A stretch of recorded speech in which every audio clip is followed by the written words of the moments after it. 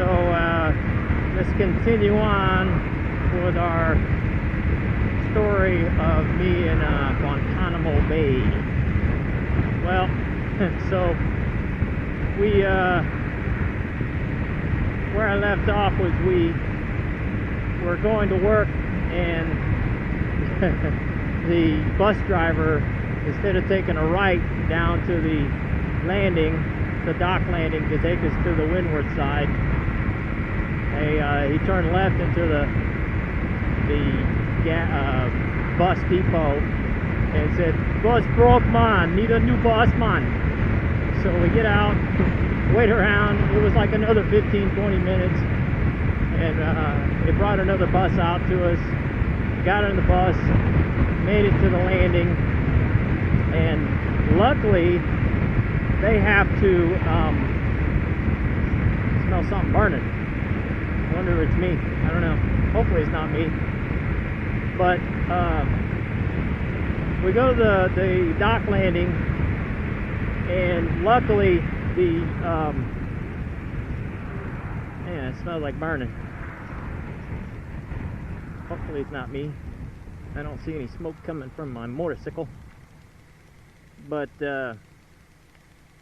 yeah, they were still loading the landing boat, because there were other vehicles and stuff that the landing boat had to take on, and it was a slow process. Usually we get there kind of early, and the pedestrians would get on the boat and sit up on the mezzanine and on the fantail of the boat, and then they would load the vehicles on.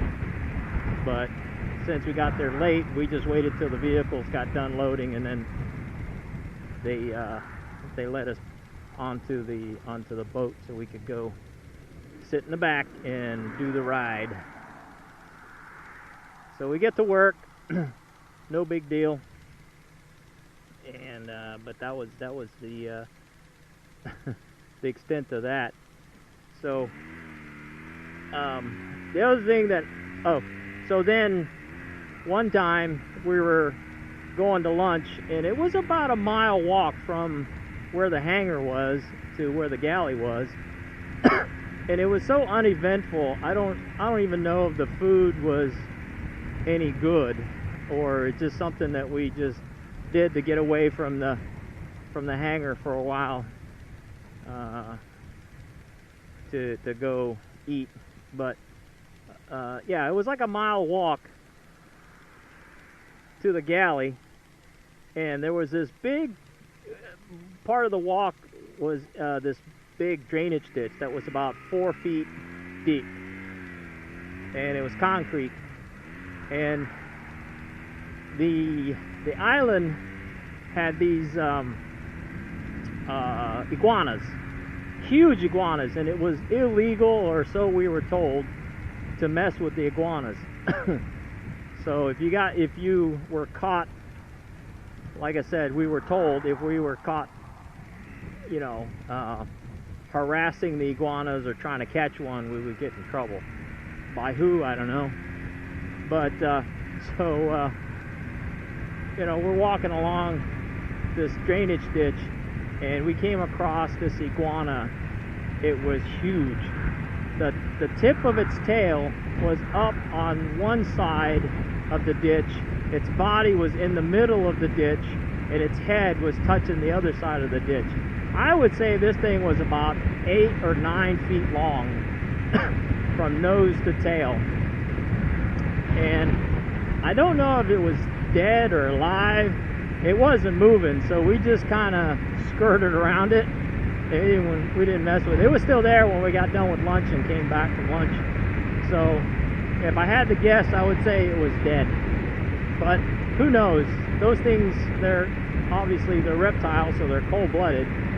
So I don't know if it was just, you know, soaking in the rays or what. It was in the shade, so it wasn't hot, but it was just laying there in the ditch. So that was that. Another story. We were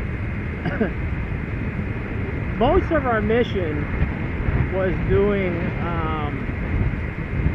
moving cargo. Basically, there were ships out in the Caribbean. I don't know if they were looking for refugees or if they were just you know, resupplying the ships out there doing humanitarian relief, because there were Haitians that were picked up, and on Guantanamo they had an encampment where they kept the refugees. You know, they couldn't just pick them up and just let them roam around aimlessly, unattended on the base. So they kept them in this one area. You know, call it a compound, if you will. They weren't allowed to leave, but they weren't necessarily prisoners either. They were fed. They were given, I don't know, they had tents or makeshift buildings. We were not allowed to go near the camp, but some of the base police I talked to had to work the camps, and but they said that, you know, it was frustrating for them, for the guards, because the guards and also some of the other, you know, people who worked the base, other military, Marines mostly, who worked security at the compound, they were responsible for also cleaning up after the refugees. And he said, you know, on the one hand, he was glad that we were helping out people in need, and that, you know, these people, some of them were truly suffering and trying to escape a bad situation. Obviously, otherwise they wouldn't get on a boat and have no guarantees of getting rescued. But on the other hand, once they were in the compound and were fed and housed, they started complaining that they wanted better food, they wanted better accommodations, and they would just, you know, treat the place like a garbage can, basically. You know, they were, everything they had, obviously they had the clothes on their back when they escaped Haiti or left Haiti, hoping to get rescued by the Americans. And so they're given food and clothing and you know, cigarettes and whatnot. And I don't know if they were given alcohol, beer, or what, but I'm sure somehow they would have gotten it.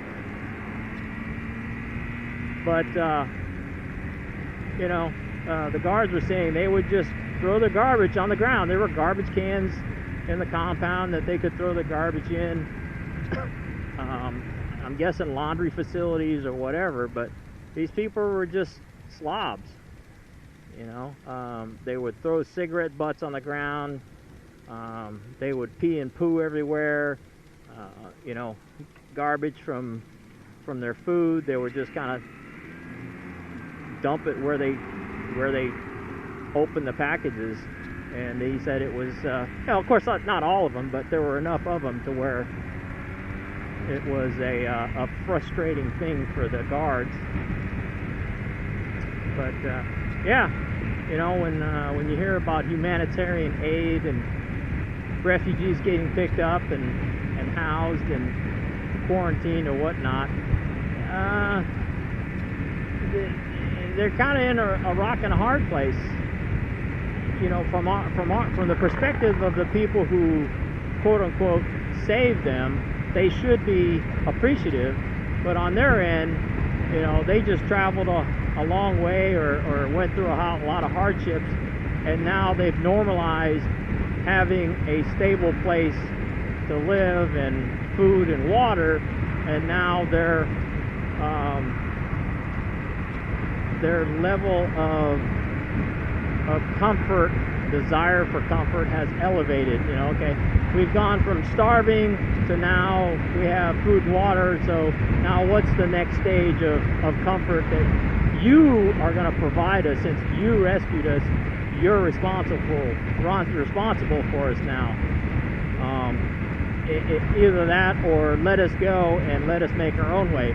So I get their frustration, but you know, it's a hard situation. I don't have a good answer for what the right way to deal with it is. To me, having escaped communism, I understand the appreciation for being for being rescued, so to speak. And I appreciate everything that I got, even as a child. You know, I didn't really have a full understanding of what was going on, but I understood that, hey, I'm safe, I'm with my family, I'm getting fed, I have a roof over my head, I'm thankful. And of course, in my teenage years, I had the teenage entitlement mentality that all teenagers have, I believe. I'm sure there are exceptions, but given the age of teenagers and hormones and just the normalization of their culture or their society, most teenagers get pretty I would say entitled. You know, that's part of it. Get antsy. It's wired into our DNA, I believe, because traditionally, I think teenagers, being the age, it's wired that that's when your physiology desires to go out on your own and make your own way, right? So you start questioning why you're living where you're living, and how you can get away from it, and how you can make your own way. But you know, and a lot of that has to do with culture too, depending on where you grew up. I know some cultures it's a requirement to stay home and help your family, but that's built in to the culture. But I think on a raw scale, where, you know, say if you're living I don't know, in a tribe in the middle of nowhere, the desire to strike out on your own is pretty strong, and I'm sure the culture of your tribe will direct you in one way or another. Either they encourage it or they subdue it, given the socioeconomic requirements of the culture. I know some like Native American cultures, they actually encourage kids who are like 10 or 11 years old to strike out on their own, and then for some amount of time, and then if they survive, then they can come back and be part of the tribe. And in other cultures, you know, you're expected to stay home and help with the family income and family labor, like on a farm. And then if you get married, the expectation is that your spouse will, you know, if it's traditionally in American culture, from what I can gather, you know, if you're a female, you'll go to the male's household and help, and if you're a male, obviously you bring a female to the household and help. And then if you have enough income, you can then strike out on your own. You know, that's a broad generalization, albeit. But yeah, so that was my most of my little vignette adventures in Cuba. Oh, one more little vignette. one of the guys that I work with, I was an inspector, right? So I was had a job specialty where I inspected aircraft, and it was a small group within the Navy, and there was an inspection lab on Gitmo, and so when I was there, I went over to the inspection office of the airfield, and they had like 2 or 3 inspectors there, and just to check in with them, and you know, I guess just I don't know, trade stories or you know, find some company. And one of the guys that was stationed at the lab, we were talking, and he goes, so, you know, where are you living in Virginia? And I told him the neighborhood I lived in. He goes, oh, really? What street? I was like, you serious? It's like, yeah. I was like, yeah, I live on this street. And he's like, yeah, that's funny, because I have a house like 2 streets down from the street you live on. It's like, oh, wow, that's cool. And he was renting out his house. So when I got back to the States, I actually drove by his house and took some pictures and mailed them. You know, these were the days where you took your film in to get developed and wait for the prints to come out. So so I took pictures of his house and mailed them to him. It's like, yeah, you know, your house looks kind of run down. You might want to get a hold of the management company that's managing the rental of your house, and let them know to let the tenants know to clean up the house a little bit. And the other little vignette is that so he loans me his camcorder. It's huge, you know, the huge hold on your shoulder camcorder. And so I was camcordering. I'm gonna have to try to convert that over to digital. But so I had this camcorder, and I'm recording things that we're doing on Gitmo, and we go to I go to the airfield. I pull out the camcorder and just taking videos of the flight line and stuff like that. And one of the guys co-workers in the squadron comes out and goes, hey, that's confidential information that you're taping. You can't do that. Mind you, it was an A4 squadron, and A4s were built, I think, in like the 50s or 60s, and I'm pretty sure the Soviets could sell us plans for the A4s. Yeah, so he made me stop recording. If I find that video, I'll have to post it. But anyway, that's all I got for my adventures in Gitmo that I can remember. Thanks for watching. Later.